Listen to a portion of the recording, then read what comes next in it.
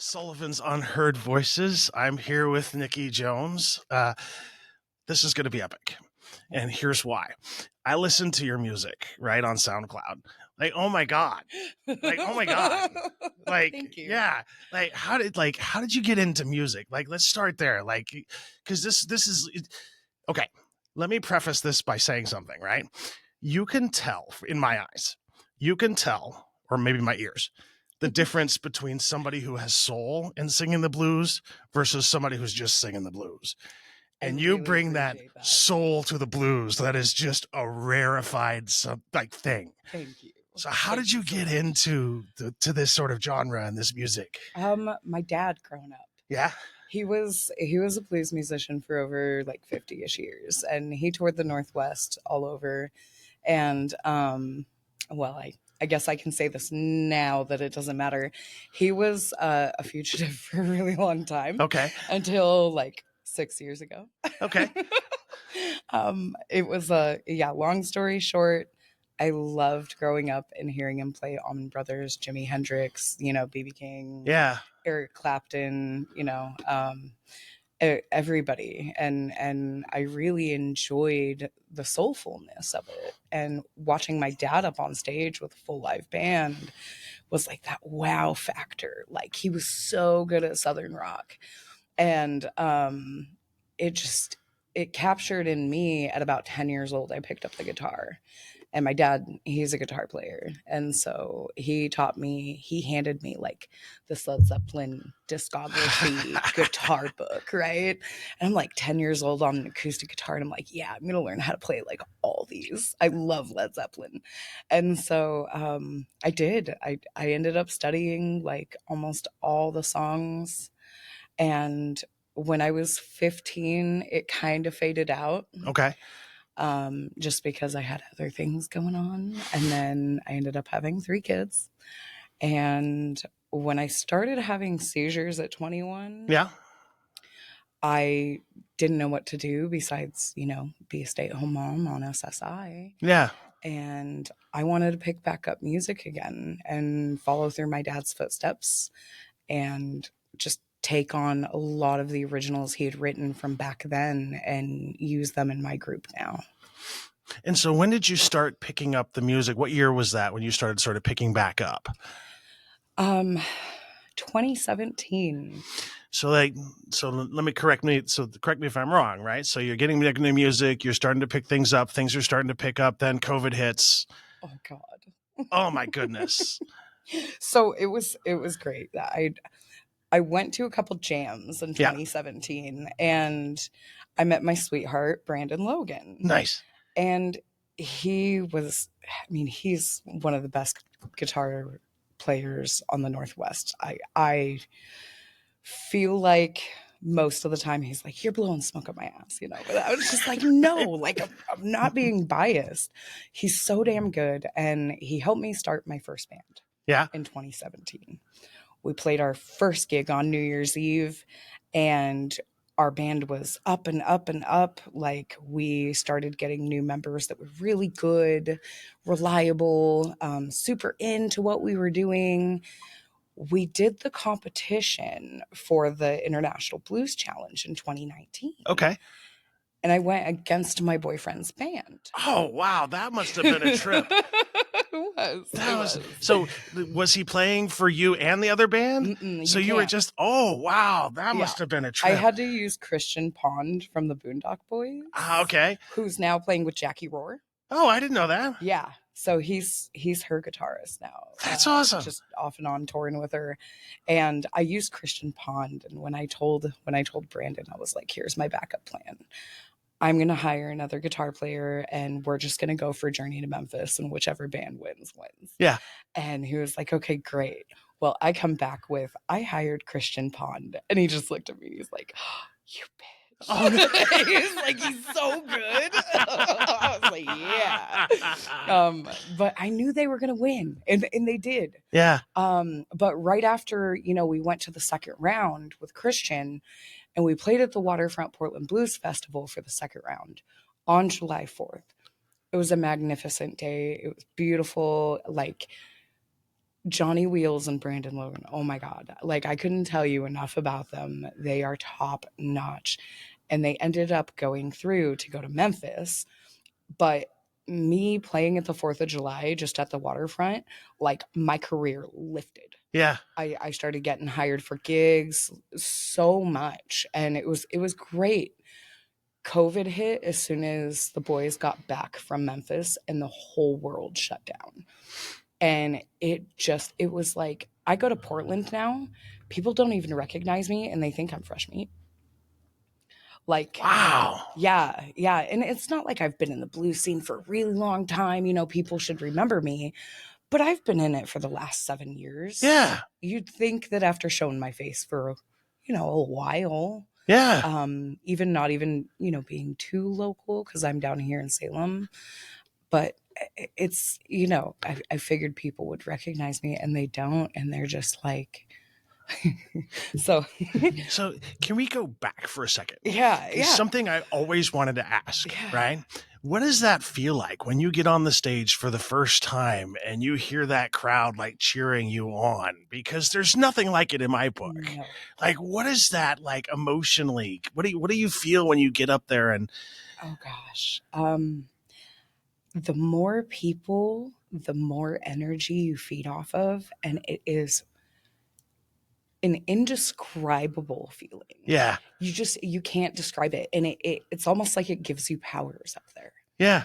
It's like I have stood in front of a crowd so flippin' nervous, just unbelievably nervous. Like, I can't stop shaking and, like, kind of jittery and my voice is cracking.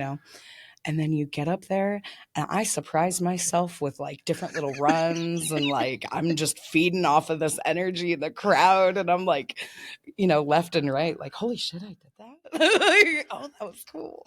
That's awesome. Yeah. Oh, that's awesome experience. Yeah.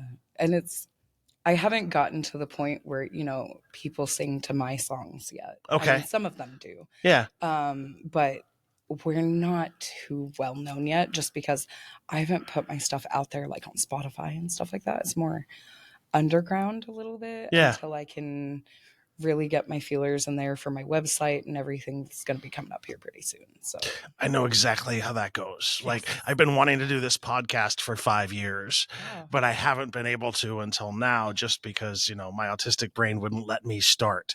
I understand. And so it's like, it's like now I could do it. And now it's like, yes. Yeah. So then like COVID happens, everything shuts down. Are things starting to pick up again?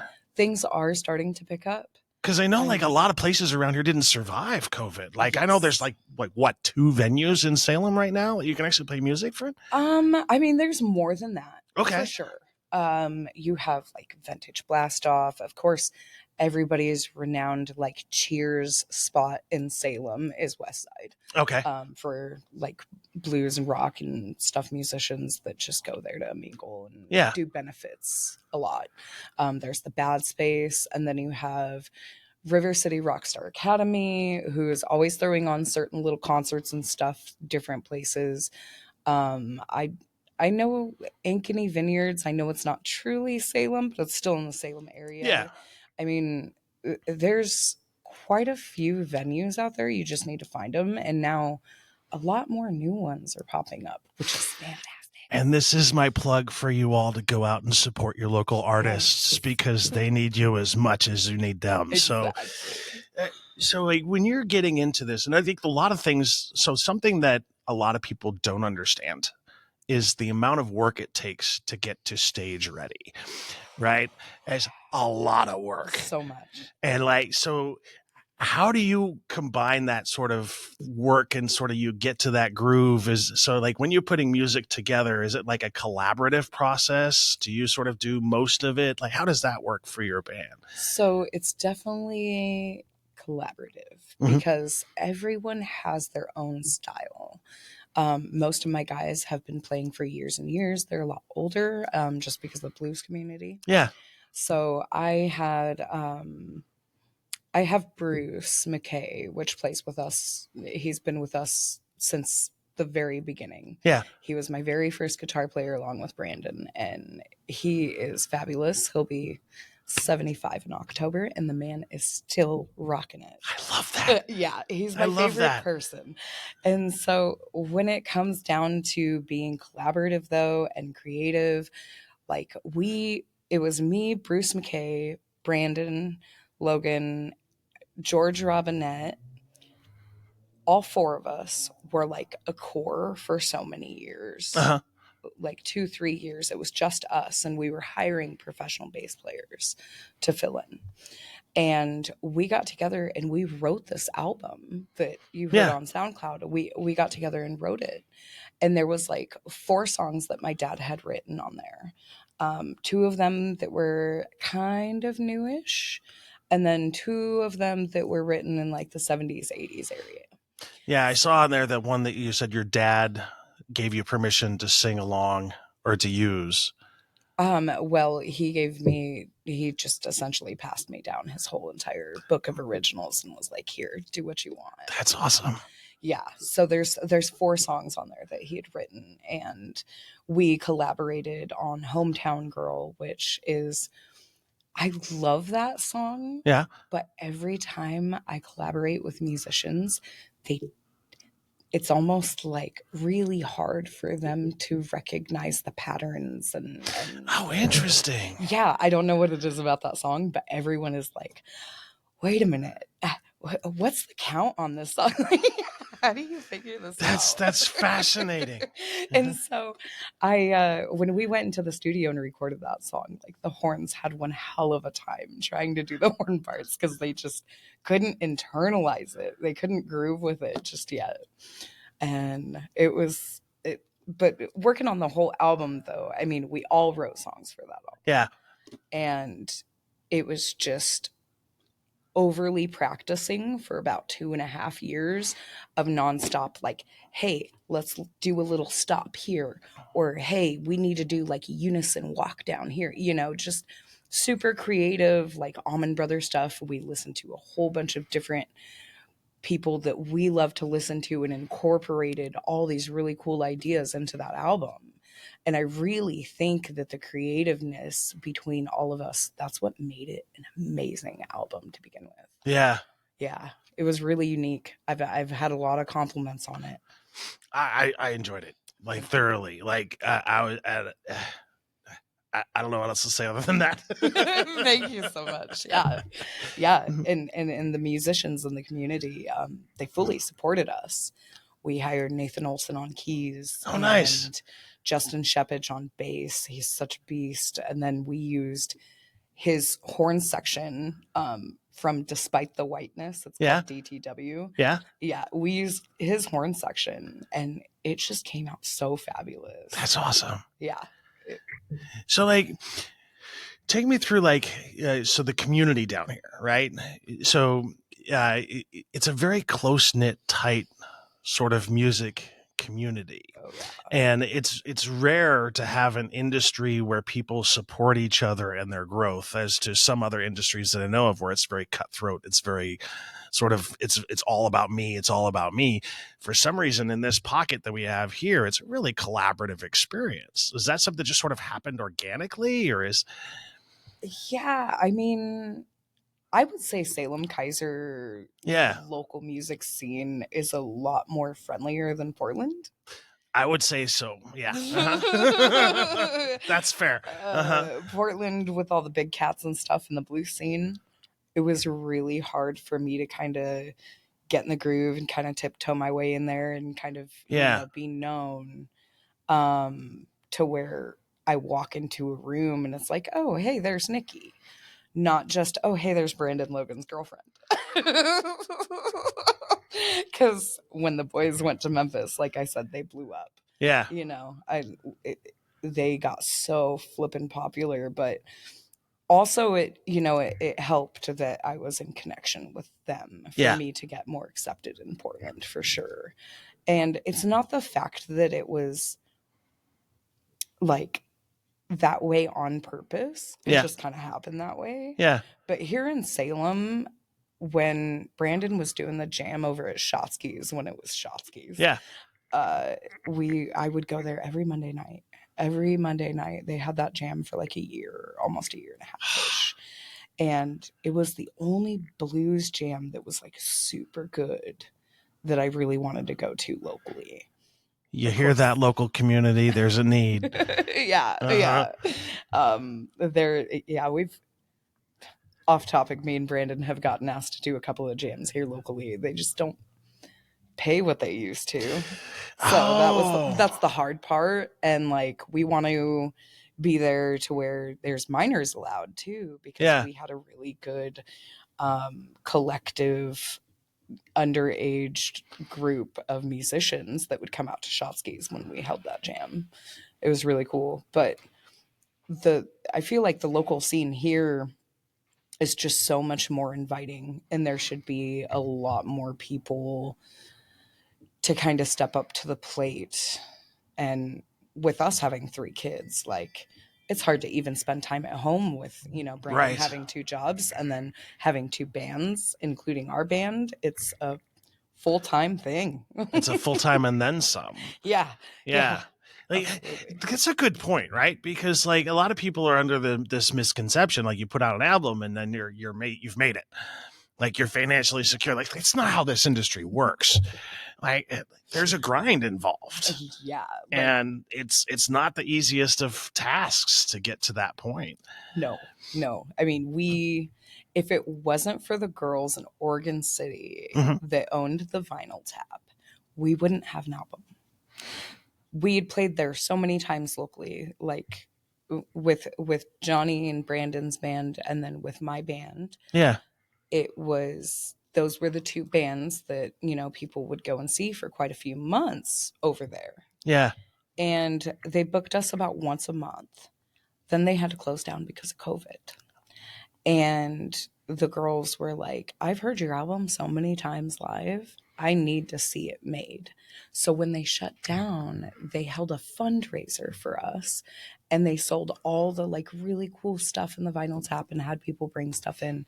And she handed me about $1,600 and was like, here's the start of your album. Like, go make it happen. That's beautiful. It was amazing. That's like beautiful. The support was unreal. I couldn't imagine that album without them at all. I put a huge thank you on the album too for them, because it was really awesome. That's amazing.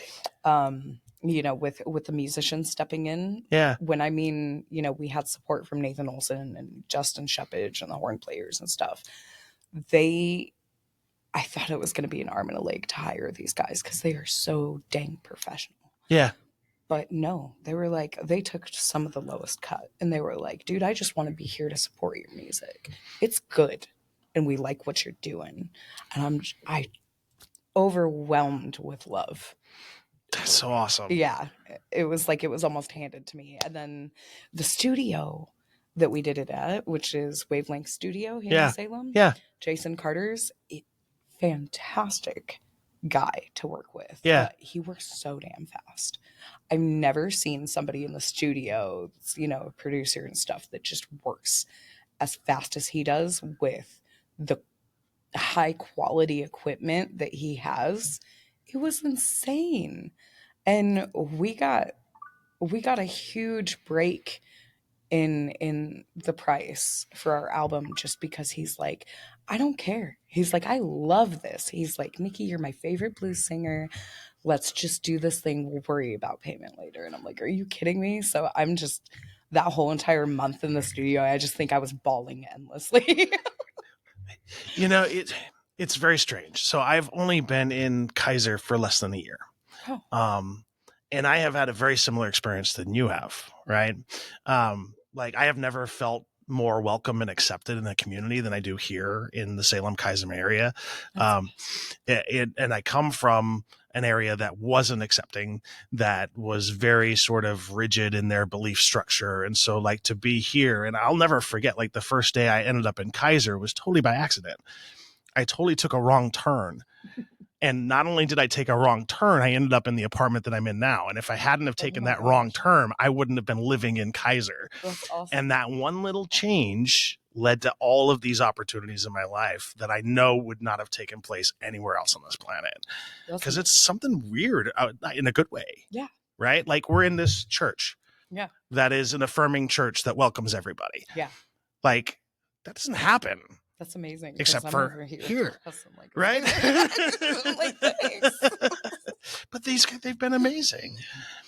And so, like, so if you're talking about like now and like where you're at in the community and you're sort of getting yourself back out there, what are the next steps for you? Like, what do you want to see yourself? Well, we just did the blues competition yesterday again. Congratulations. Thank you. And they only choose 2 bands to make it through to go to the 4th, and we're one of the 2. Yes. So we're in the top, contending again against the Beacon Street Titans. So they're like a jazz swing, and they're really, really great. They got, I mean, it's old men, right, in the fedoras, got the cool fucking suits on, jazzing it up. Like, oh, it was great. And yesterday we did that actually, and it was a really, really long day. But I honestly think we have a really big chance to go to Memphis this year.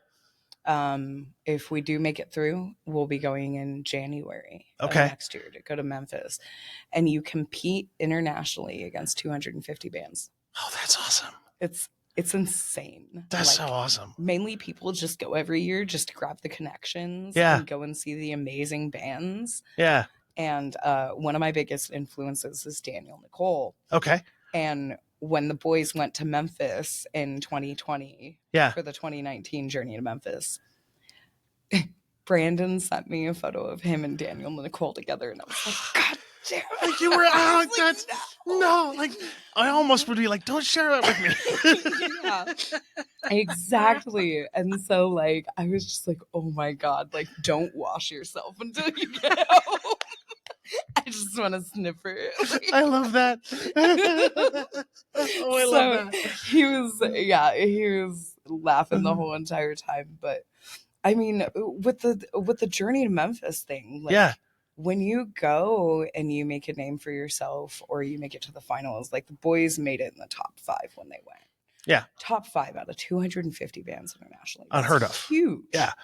And I'm looking for at least to go and experience everything, because you compete, I think, don't quote me on this, I think it's 2 times a day while you're there. You're there for like 4 days or something for the competition. And downtown in Memphis, they have, the blues bars, BB King's blues bar and everything. I was just there about 6 months ago. Cool. Yeah. So you know what I'm talking about. And on Beale Street. And Beale Street is filled with a couple of bars, and you go in there and you compete in a certain bar against these people. And I think you compete twice a day. I'm not sure if it's once or twice a day, depending on how far you get. Yeah. And then you end up at the theater for the finals. And I can't wait to experience just the heavy cultures. I'm excited about all the different cultures and the food. And the food. I'm really excited about that. And if you get a chance to tour the Ryman.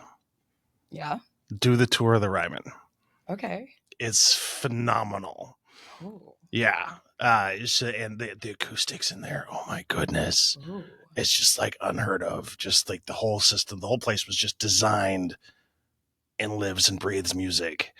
And then when you walk in, you see all of these things, because it started like in the 1920s, and you see all of the iterations of what the Ryman went through, and you get this sense of the history and the outfits a lot of artists wore as they walked through. It's just a really awesome experience. Ooh, I can't wait. Yeah. Yeah. That'll be fun. Absolutely. So do you have any concerts or anything coming up here? Or are you going to get back into like the swing, the performing side, I guess you could say? Yeah. We kind of took a break after doing our album for a little bit. We did our album release at Ankeny. And then, long story short, my sister passed away in November. So I was incognito. And that was a hard one because we were attached at the hip 24/7. So I have just finally picked myself back up. we just kind of threw this band together for Journey to Memphis competition. Yeah. And we've only been working for a couple of months together. Like, of course, Brandon has been with me from the start. Right. But Kevin Kelly on bass, he's only been working with us for about a year and a half now. And then Lauren Christian is our drummer, which him and Brandon were friends ever since they were teeny tiny. And he's essentially fresh meat. He's never been in a band before. Like, he's a really kick-ass drummer. Oh, wow. I love the crap. That's awesome, though. Yeah, and we have like a private little musicians sanctuary club out in Staten that we like to go to. Yeah. Amy's been there a couple of times. She loves it out there. Everybody does. And sometimes we try and convince Lauren, like, hey, you need to come out. You need to play drums for us. Like, let's get into a band thing. You know? We've been trying to convince him for years. And he finally, I want to say in January-ish, he was like, all right, let's do it. And so we've been working with Lauren for a little bit, and we had a drummer for Journey to Memphis, but me and Brandon used Lauren as our drummer when we do like trios and duos. So our drummer that we had for Memphis kind of called out. He was like, hey guys, I can't do the Journey to Memphis because of work. Like, you're going to have to find a different drummer. So we just kind of looked at Lauren and we were like, hey, like, do this with us. It would be so cool to go to Memphis with you. Especially him never being in a band, and like all of a sudden if we went to Memphis with, him just not even knowing what to do, it would be interesting. And then we hired Pat Stillwell because Bruce McKay, who's my guitarist, he can't travel. Okay. So we hired Pat Stillwell to play, and he has played the Waterfront Portland Blues Festival. Like, he's super known in Portland, really great guy. Like, and we were like, sure, this will work out. And we only rehearsed a couple of times before we did our first round, which was yesterday. And we have like these full-blown harmonies and like a whole entire, just... We did Take Me to the Top, which is the last song on my album. Yeah. And that is a 2-piece song. It's like almost 8-minute song. Yeah. And it's my favorite song on that album because my dad wrote it about my mom being one fine lady. Yeah. And just having a good time. Yeah. It's like, I love that song. Let's do it. It has a real good position between funk and blues. Yeah. And it kind of spreads it out. And we just dove in it, and Kevin was having some family concerns back home, and so he had to go and take care of that for 10 days. So we were like stuck without practice for a while. Oh, wow. Without a bass player. But the consummate professionals. Everybody's a professional, and it didn't matter. And we just got together when we could, like twice a week, just me, Pat, Kevin, and Lauren, and Brandon, and we just made it work. That's awesome. We made it work. So another thing that I've noticed in the music scene that's kind of interesting is that there's a huge gap. It almost seems like a 15-year gap where like people just weren't picking up instruments. Like you weren't seeing a lot of young kids picking up the guitar. You weren't seeing a lot of young kids like getting into the drums and getting into bass. But that seems to me to be shifting a little bit because I'm starting to see a lot of the younger generation. Like I know this kid in Hawaii who's 15 years old who can play every note that Eddie Van Halen can play. And I'm starting to see the youth sort of picking this back up. And I'm hopeful that there's going to be this resurgence and this kind of music because it's been sort of, I've just been longing for it for so many years. Absolutely. I completely agree with you on the youth picking it back up. Yeah. I mean, look at, what's his name? Kingfish? Yeah, Kingfish. Yeah. And I mean, Marcus King, he's younger than I am, and I idolize that guy to the fullest. Like, I watched him twice live up in Portland. Fantastic player. And all these new kids start coming up, and some of them are like 10, Yeah. 5. Like, I'm just like, dude, where was my support? Oh, God damn. Like, why didn't I stick with it? Like, Yeah. sometimes I wish my dad would have just like made me sit in the room and just do it, Yeah. And I mean, I did it on my own for 5 years, but I just didn't have the energy or the want after that. Like, it was almost like I was drowned out by it by the time I was 15, 16, and I just wanted to do something else for a while. And I get that. Mm-hmm. But I feel like social media has a really big take on the youth grabbing live music again and really making it something in a That's a new generation. That's a really good observation, right? So like before social media, like I used to like rely on, the old way of like a friend telling you about albums, right? But Yeah. now you're like things like SoundCloud. There's a couple other apps that I have on my phone that just have all of the new music, and I just go through it and I usually hear somebody like, wow, where does this person come from? And not to mention, like, I'll be scrolling through my phone Yeah. on like Facebook, or I don't Yeah. get on TikTok or Instagram much, but I mean, I'll watch the reels, and then there will be a song where I just can't like escape that Yeah. one little piece of that song that I heard. Yeah. And then I have to go look them up, and I'm like, holy crap, like these are great ass musicians. Like, Yeah. why didn't I hear about this? And I feel like social media has such a huge take, and just getting the live music going again with the venues and everything, that has a lot to do with our younger crowd too now. And don't get me started on DJs, but I'm happy that live music is coming back. Let's just say that. That's fair. I hate it when somebody asks for like a request and stuff, or like I'm just like, man, I'm not a fucking DJ. Like, So wait, pause. My autistic brain has to go back for a second. Like people actually will come up to you as a musician on stage and in a request band and songs. request a song by a different artist. Oh yes. Oh yes. Don't do that. Don't do that. Oh my goodness. Have you ever like, been to somebody's, classic rock cover band or something? Yeah. Somebody will be like, Freebird. It's a joke. It's because nobody wants to fucking do Freebird, Right. or like Stairway to Heaven or whatever you gotta pull out of the bag. Like, just like Amy, she complains all the time about some people doing the same old shit. And I'm just like, dude, I know, I can't. Like, same thing with my song list. There's a reason why I don't put certain songs on my list. Yeah. I just don't want to. It's Yeah. just not my cup of tea. It's drowned it out, like way overplayed. Sure, it's still a good song when it comes on the radio. If I like don't have anything plugged into my car, sure, you can jam out, you can listen to it. But I don't want to hear anybody else sing. No. And I don't want to like actively like choose that song.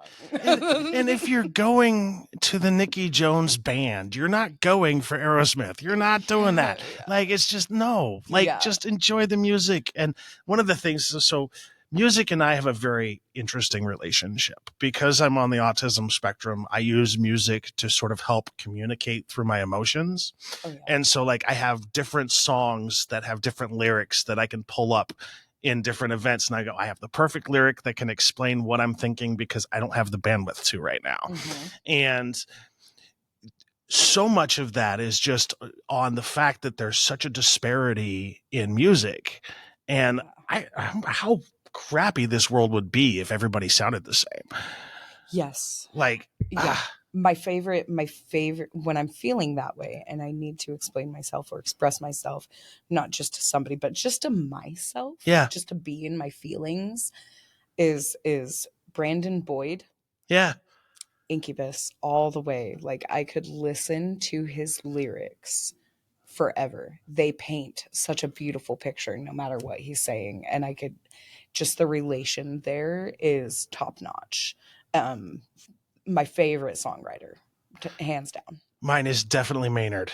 Yeah. Uh, Yeah. like I listen to every album he has ever put out, and I have to listen to them from song one to the end. Hmm. I have to, because that's the way the artist intended the music to flow. Yeah. And like when I get in a car and somebody like bounces between bands and like one song here, one song here, like I can't do that. Just play the whole album. Like just please. I want the experience because I'm missing that experience. It's funny that you say that Yeah. because when we were choosing our songs and like what order to Yeah. put them on the album, I was like, I don't know. Like, do we want to tell a story with our songs for the whole album? And we got like really particular about it. And granted, my favorite songs are at the end of the album Yeah. that we have, like to just jam to, Yeah. But what I had to say was at the beginning of the album. Does that make sense? It totally does. Yeah. And I had to say something first. Yeah. And it sets the stage for the rest of the album. Yeah. Like it gives you freedom. Now that I've said what I had to say and I'm saying what I had to sing, then I can kind of go. Yeah. And I will have to say the two, because I can't pick one. Yeah, that's fair. the two masterpieces on that album. Yeah. Is Look Into the Mirror. I like that one. And Take Me to the Top. Look Into the Mirror, Bruce wrote. Okay. And he wrote it back in the 70s, and he didn't bring it to anybody but me. And he was like, look, you're the only person that I know that can conquer this. And I spent like almost a year trying to get comfortable with that song because it was just so weird to me. It was like, I was like, okay, there are so many twists and turns and stops and everything that's going on. And the melody is like completely out of my groove level, you know? And it tells a story. It doesn't like it grooves, but it doesn't groove, you know? And it's more theatrical. And that's what I had a hard time with, is telling that story. And I'm just like, oh God, how am I going to explain to Bruce that I don't really like this song and like all this other stuff? And we practiced it for a whole year. He's like, no, just give it a chance, Yeah. Just give it a chance. And I'm like, okay, and we'd practice it about 5 more times. And next practice we'd come to, he's like, come on, Nikki, just give it a chance. God damn it. Finally, it became one of my most favorite songs. And the group finally meshed. Yeah. And it was where we had that moment of realization after we played it and we liked it and it meshed and everybody was just on the same page. I just looked at everybody and I was like, damn. And they were like, yeah. And the more we played it after we got the groove down, it just kept getting better and better. And by the time the album was done and we listened to it, I looked at Bruce and I was like, Bruce, you wrote one hell of a masterpiece. And I'm so glad we followed through with it. And I can attest there's a lot of twists and turns on that song that you don't anticipate. And it's a flow. Yeah. And it's a flow and a journey. And that's my favorite kind of music that has a flow and a journey. Like I can't stand those songs that are just like lip service. Like if I could never hear the Love Shack ever again. Like if you could just remove that from all music. And I'm sorry to the artists who made that, but like that doesn't tell a story. That's not a song. That's a I'm drunk and I'm gonna bob my head kind of song. Exactly right. Like a background danceable elevator music. Like I feel that so hard. Yeah, no, that's the kind of stories that I wasn't comfortable with because I hadn't had enough experience to portray that. I wasn't honing my craft as much as I am now because it was the lack of experience. I get that. Yeah. And same thing with Rough and Tumble. Bruce wrote that one too. Yeah. Those were the two songs that he wrote on the album.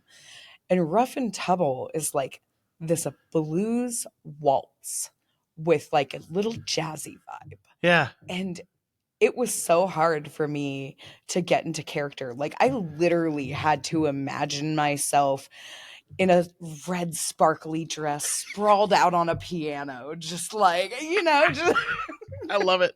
like that was the mood that I had to get myself into Yeah.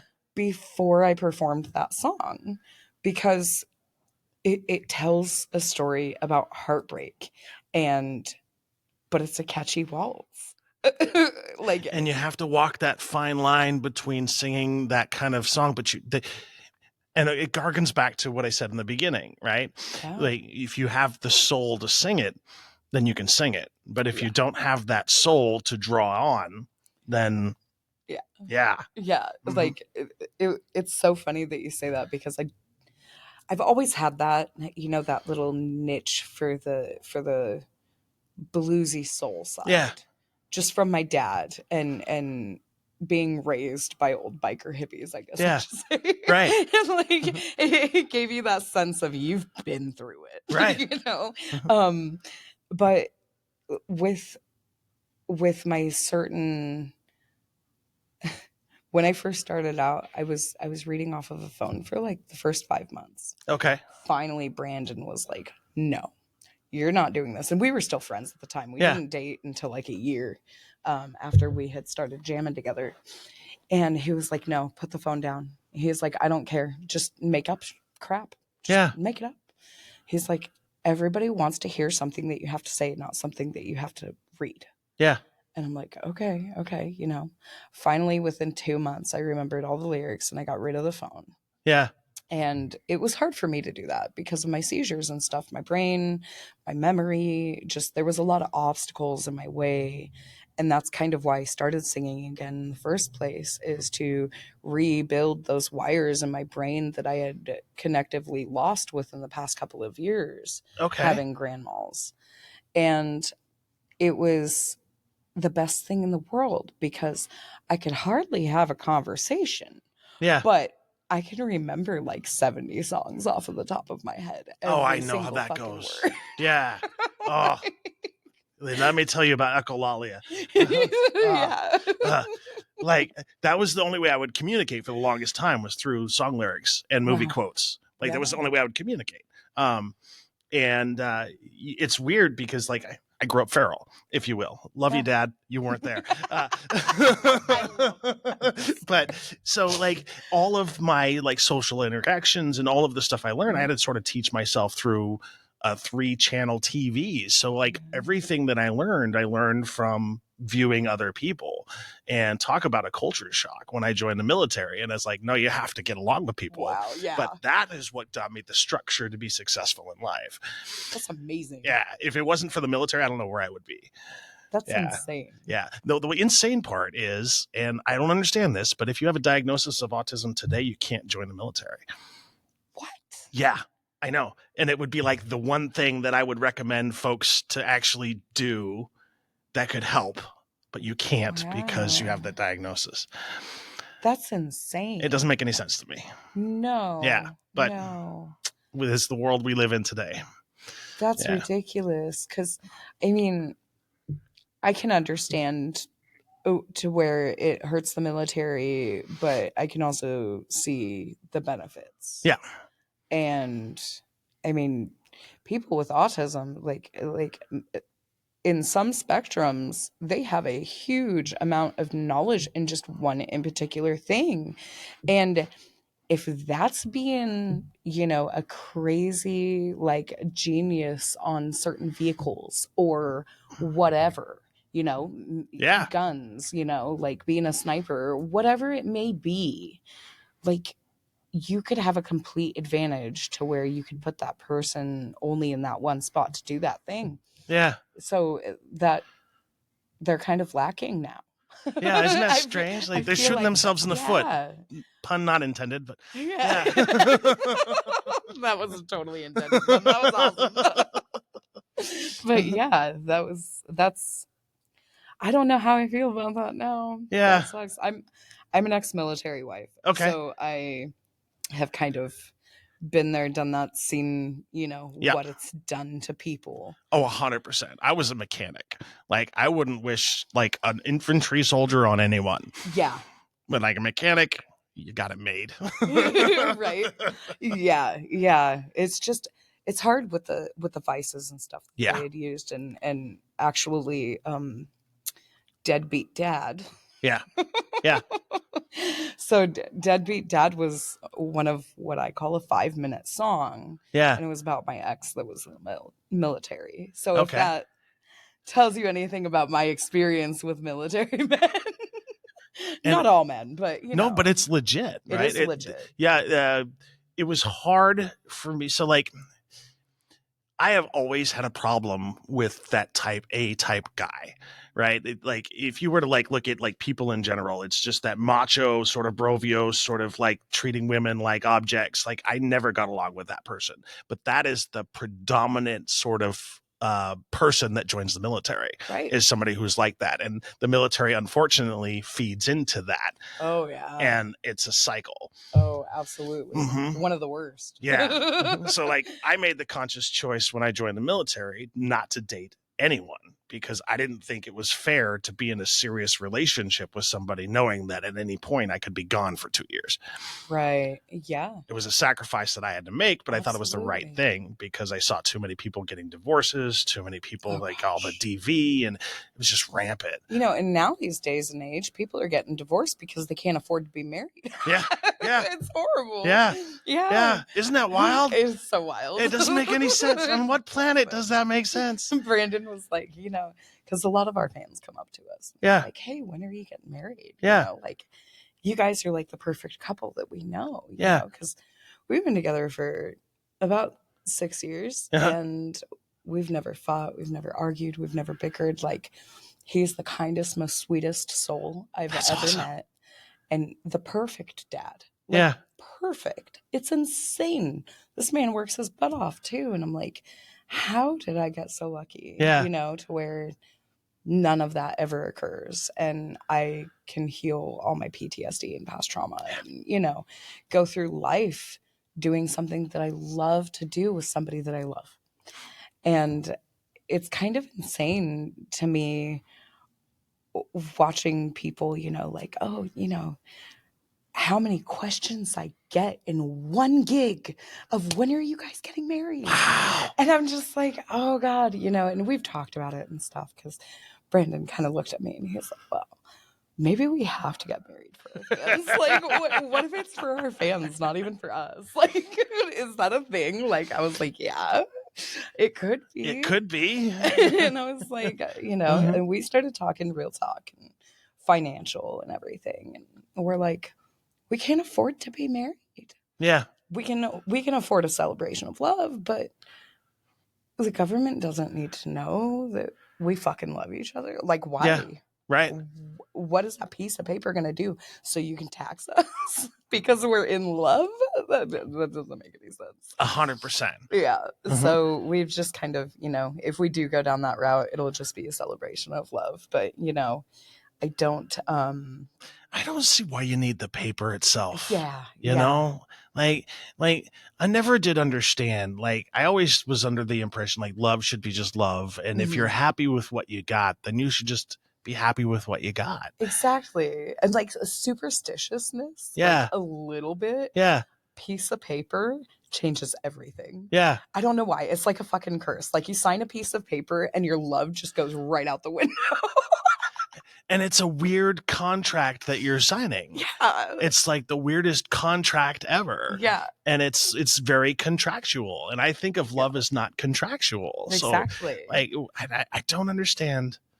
And that brings me back to like all of like I talk a lot on this podcast about acceptance and like what that looks like and like why it's so important. I just don't understand why it's anybody's business. Yeah. Because like I hear people like talk to me all the time about famous people and what they're like, and I'll tell them like, stop. Like, I don't care Right. who Lady Gaga is with. I don't care. I love her music. That's the end of it, right? She should be able to stop performing, go home, and just live her own life. Yeah. Like, why are we so obsessed with the personal lives of people we don't know? And, it's so funny because until me and Brandon started building up our careers, Mhm. and him and Johnny got really big after Memphis, it was like all of a sudden all eyes were on me and Brandon because we're like one of the only couples besides just a few that I know in the Portland area who really have honed our craft together and who have a really beautiful connection on stage. And it's so funny to me because I up until about 3 years ago, Yeah. I didn't really have any questions or like inserts on people trying to insert themselves in my personal life. And now it's like every time we go out and one of Brandon and Johnny's fans come up to me, oh my God, you're Brandon Logan's girlfriend. Like, let me just ask you all these questions and dig your brain. And I'm like, I'm too stoned for this shit. Right? I literally can't function right now. Like, can you come back later? Oh, been there, done that. And I mean, if you watch some of Johnny and Brandon's videos and stuff on TikTok and everything, I mean, there are so many videos of us smoking joints in the van, and like, Brandon and Johnny will be losing Johnny's ramp because he's a paraplegic in a wheelchair. And so he'll be using his ramp, and the door slides open, and all you see is just piles of smoke. Like from us just hotboxing the fuck out of the van. And nobody gives a shit. Like, but it's so funny because through my social anxiety and everything that I've had, I just can't function most of the time without it. Yeah. That is, I wouldn't say it's necessarily a vice because I have seizures and it's medicine, but at the same time, it is because being in big crowds like that and having so many people interested in you is scary. That's why I do a podcast and not sing on stage. Because I could not do that. Like, I could not function at all. Like, I don't blame you at all. Like, I would need the same thing.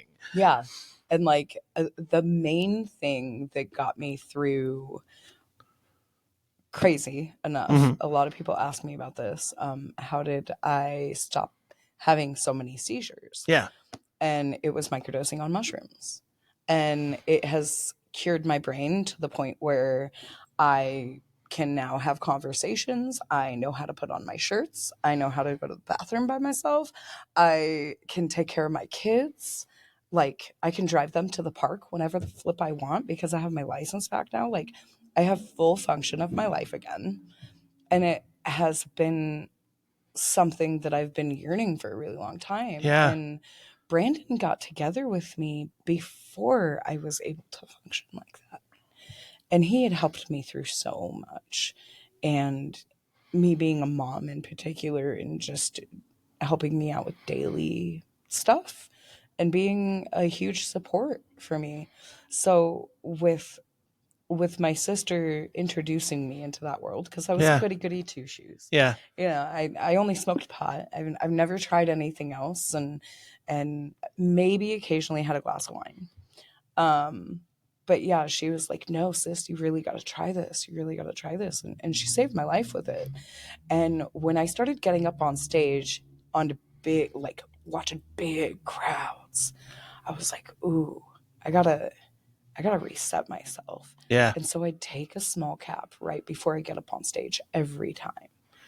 And I like, I know it kind of sounds funny, but I can't stop smiling. It turns you into this, confident person where you don't have too much social anxiety. You don't have all these negative thoughts in your way, and you literally can focus and hone in on what you love to do and connecting with people, not being afraid to connect with those people out there.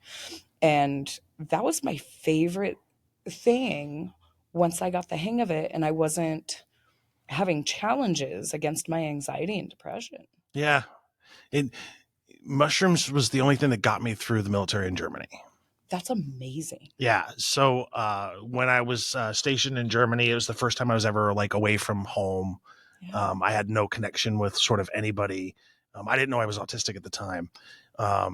And so I went into a really deep depression and sort of stopped talking to like everybody. And then one of my good buddies was like, I want us to try something together because I think it'll help. And we took a drive out to a lake in the middle of nowhere, Germany, and in the middle of the woods. And we did this little ceremony and we had this experience together. Aw. And after that, it's like it opened up so many doors and pathways in your brain that you didn't even know existed.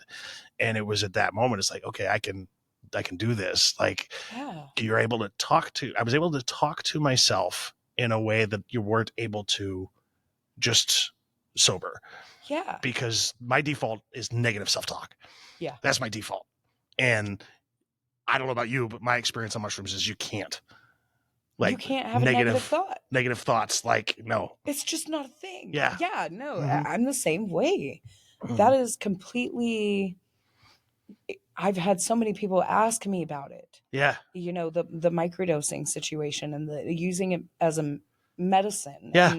and curing yourself on all these certain things, even addictions. Mm-hmm. And they think it's scary. Like, well, what if I have a bad trip? I'm like, no, it doesn't work that way. Right. There's just, sure, you can take too much to where you're like, holy shit, you know. Mhm. But like with microdosing, you just can't have negative thoughts. Yeah. It's not a thing. Yeah. And I try and tell a lot of people that ask me that question that, and they don't, they're just like, nah, you know, like whatever. But it's legit. But it's legit. Dude, Yeah. it saved my life. Yeah. And I'm so glad we're finally coming to the point where we're realizing that Mhm. as a society.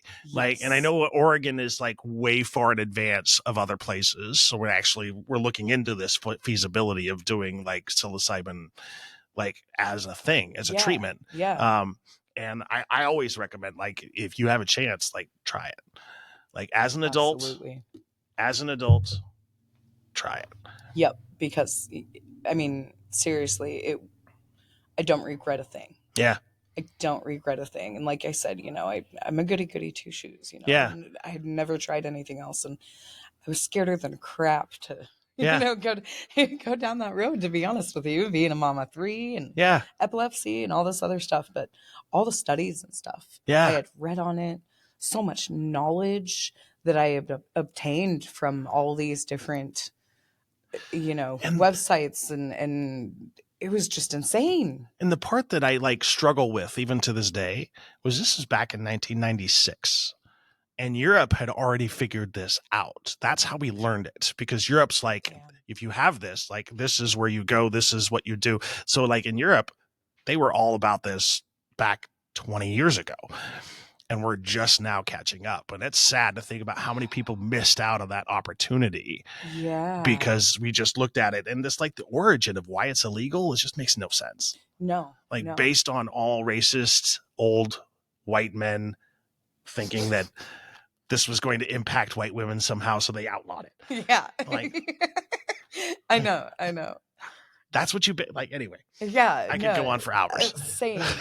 Like, just because of the experiences that I've had, you know. But yeah, that's kind of where I came to controlling my social anxiety and being in front of big crowds and talking with people and stuff. And I had to take a microdose right before we go out, and now it's optional for me. Yeah. Because I've been around it for so long.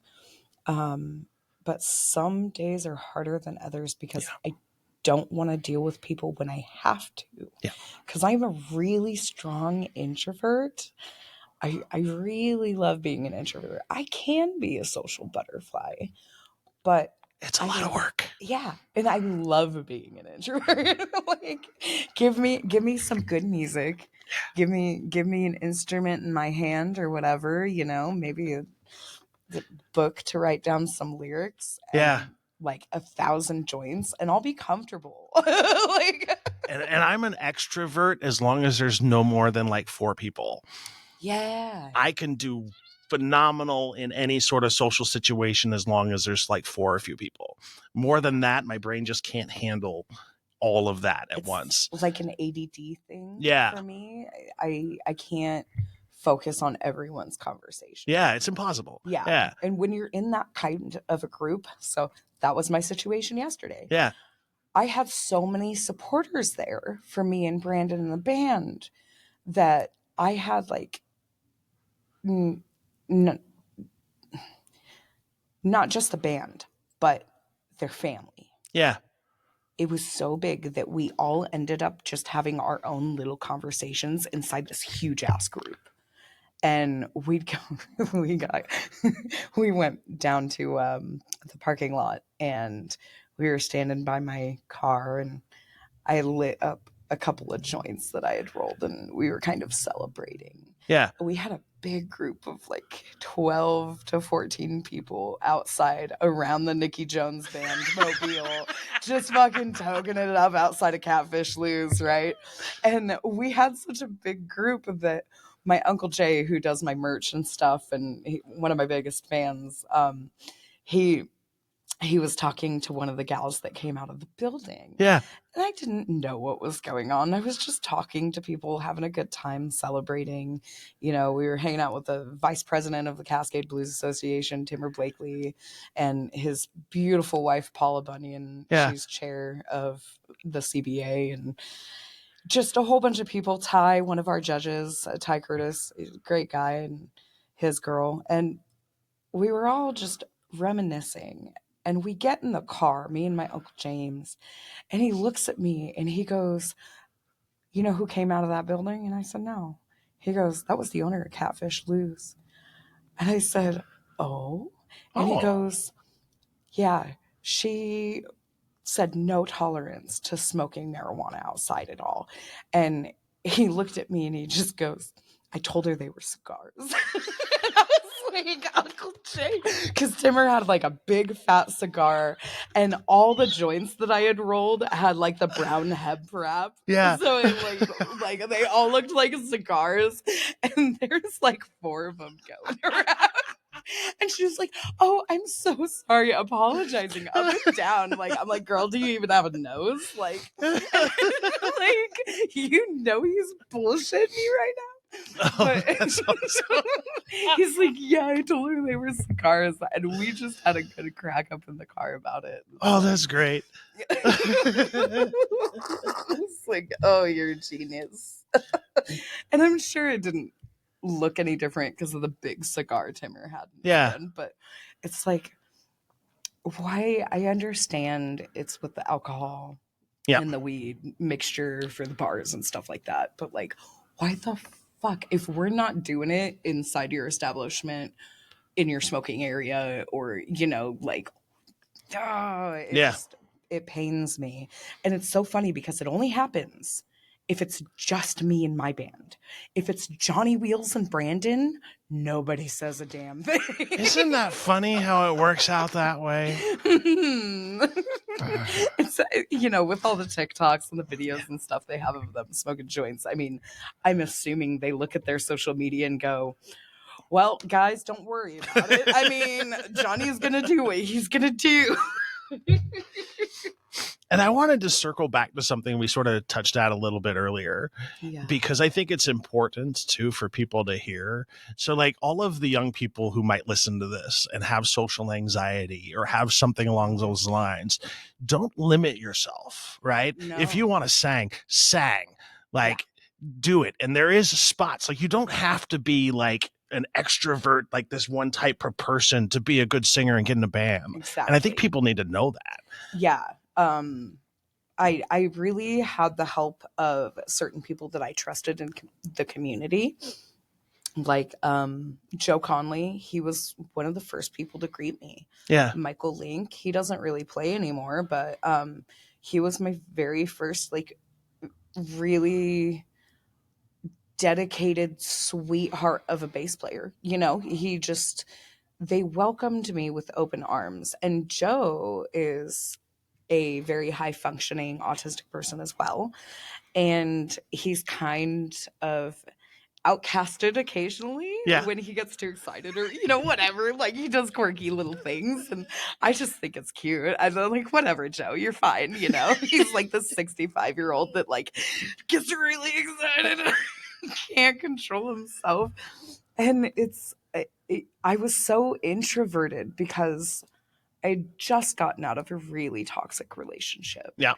And I had so much PTSD built inside of me that it was like, okay, can I do this? Also, I was being judged as a brand new mom. Like, my son was only 3 months old when I decided to get back into the music community. Yeah. And I had judgment coming from all different ways, like my Oh, parents, interesting. my sisters, my everything. Like, I had judgment. You need to be staying home. You're a mom of 3. What are you doing? And I'm like, I'm trying to make a living for me and my 3 children. Would you rather have me on a stripper pole? Like, like straight Yeah. up, I'm going to do this underneath the table. I'm going to be a blues singer. Like, and of course, Dad is ranting on about, you don't want to be like me, kid. Next thing you know, you're drunk driving down the road and have to piss in your radiator in 20-degree weather. I'm like, Dad, I'm not you. This music community is not based on drugs or alcohol anymore. Yeah. Or, like, it's just not the south side of Detroit. Yeah. Yeah. Like, where you grew up. Yeah. Like, no. There's a huge difference. Yeah. And it's not the 1970s. Yeah. Yeah. So with that being said, even with all the judgment and all the things that I was having obstacles with, I still went for it because I had certain people in the community that were like, no, I know what you can be. Like, in 5 years, you have no idea how good you're going to be. And I just kept taking it with a grain of salt. Somebody criticized me after we get done with the jam. You need to do this, girl, and you need to do that, and you'd be, like 10 times better. Okay, handle it with a grain of salt, take it home and practice. And you literally have to form your own people of trust. Yeah. To get through something like that, because it's not easy and you can't do it alone. It's not.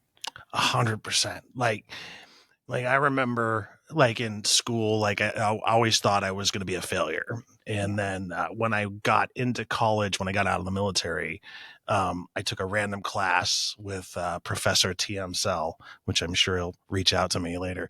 But he was the first person to tell me I was smart. He was the first person to say, look, you're getting a 4.0 in my class. Nobody gets a 4.0 in my class. Like, what are you doing? Because like, he asked me, like, what are you going to do after college? And I was like, I don't know, get a part-time job, do whatever. He's like, what are you, stupid? His exact words. Like, what are you, stupid? I was like, wait, what? A professor? Like, huh? But that was the first time anybody ever had that encouragement. Yeah. And having that sense of community and that back you up is huge. And I'm also a firm believer that your selected family is just as important as your bio family. And to have that selective family there to support you through that's a beautiful thing. And I'm glad that you had that. Thank you. Yeah, because I mean, now they see, after a couple of years of me, because just within 6 months of me like trying to go out and professionally sing. Yeah. I was singing at the Gorge Blues and Brews Fest with like all these fucking big timers and stuff. And like, I was like, Mom, can you drive me out there? Like, Dad, can you watch the kids? Like, I really want to go. I got invited to go to the Super Jam. Like, I get to jam out with Annie Piper and Robbie Laws and all these amazing blues musicians, and they were real skeptical. And then they were like, okay, like, we'll take you. And it was the first time that I felt like I had support underneath my belt when it was something really big from my family. And then, 6 months after that, it was like, Dad helped me make my first demo with the home studio.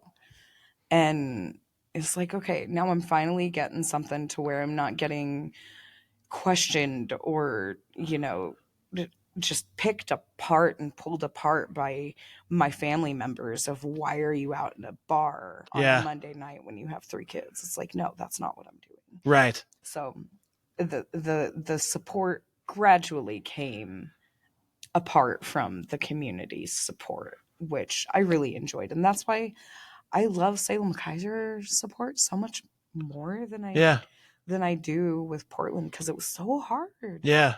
to get in there, because there's lots of good and bad apples, and with that being said, there's a lot of egos that are hurt on a weekly basis. Yeah. And like, it's just so much to deal with because there's so many people. And I think it makes it a lot easier down here because there's not too many people that I see in the music community that Well, are and I think it's embracing it. ancillary too, though, right? So, like the strange part of, so I'm from Seattle originally, right? And I remember I lived in the same house for like 10 years in Seattle, and I didn't know a single name of a neighbor, not a single one. Yeah. Because in Seattle, there's the Seattle freeze, and nobody talks to each other, right? So, but you It's come to rough. Kaiser, and it's like, hey, how you doing? Like, I know the names of my neighbors, Right. which is strange in a good way. Yeah. Uh-huh. Yeah, it feels very welcoming here. Yeah, and it's sort of unique. Yeah. Yeah, because before this, I lived out in like 60 acres out in the middle of nowhere. Okay. I grew up there until I was 15.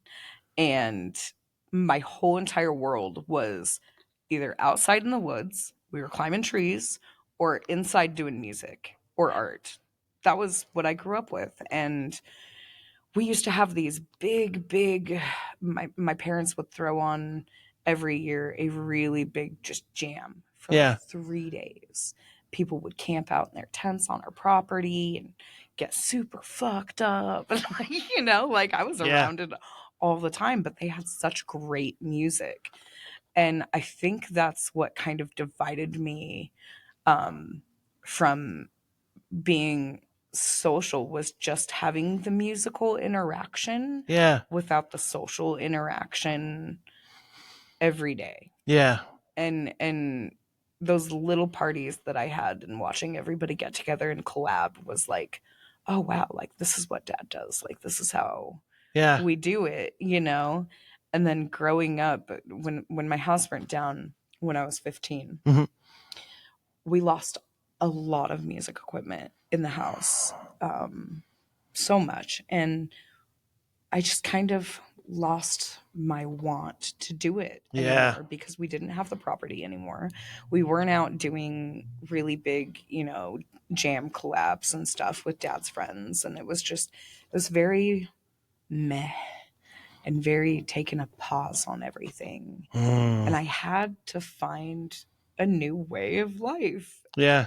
It was weird. Like, I don't have any woods, don't have any music people. Like, this is weird. So I just ended up finishing school and, Yeah. pregnant, married, kids. Then when I moved back down here, it was like, I'm an adult now. Yeah. I have this choice. Yeah. And a lot of people that are in the music community here know my dad. Okay. And so getting back into the music scene and stuff and being able to go out to the jams, some of the people are like, God, you look familiar, or like your voice sounds familiar. And then they meet my dad and they're like, no way. You sing just like your dad, but a female version, And it was really cool because now a lot of the people that I grew up with, that I called my uncles and, just kind of hung out with when I was teeny tiny, they're here for me now. And they're in that same circle and they still play, like Jesse Ruggles and Lynn Knight and Joe LaFour and Andre Balek, like so many people that I didn't know knew my dad, or I didn't know that I knew when I was younger. Yeah. It's crazy. Well, we've been at it for almost an hour and a half. No shit. No shit. No way. Oh, wow. Yeah. No shit. That's crazy. Oh, and you asked me what events I have coming Yes. up. And I just kind of like, we're having some good conversations. Yeah, July 4th at the waterfront. And then Oh, yeah. Yeah. I'll be playing at like 11:30 a.m. What? We have to take off right after Okay. to go all the way 45 minutes south of Coos Bay. Oh. It's like a 5-hour drive because Brandon has a gig with Johnny. Okay. So right after we get done playing at 11:30 a.m., I think that's the time, we got to take off. And then After that, I know if we get chosen to go to Memphis, we have quite a few fundraisers coming up in like September-ish. And then we have the Oregon State Fair, August 30th. That's awesome. Yeah. So I'll be playing the Oregon State Fair again this year. That's awesome. Thank you to my booking manager, Florian. That's awesome. Yeah, it's been really, really cool playing that. And then we'll have Memphis in January. I don't have anything lined up like right now, just because we're kind of tiptoeing, seeing where we get. And Brandon's schedule is so filled with Johnny. It's been unreal. It's insane. We're always busy. Thank you for taking your time to come to talk to me. Yeah. I will do this again anytime. Oh, absolutely. This has been a joy. Yeah, it really has. Yeah. I really appreciate this podcast and like what you're doing. And I've seen your, awareness for autism and stuff. So like I really enjoyed this conversation and how you conversate. Close with this. I give all of my guests a kindness coin as a way of saying thank you and hopefully saying be kind. And I close the show every day. Like every time, I like to close the show by saying, people be kind, lead with generosity, lead with curiosity, stay out of judgment, and we'll be a much better place.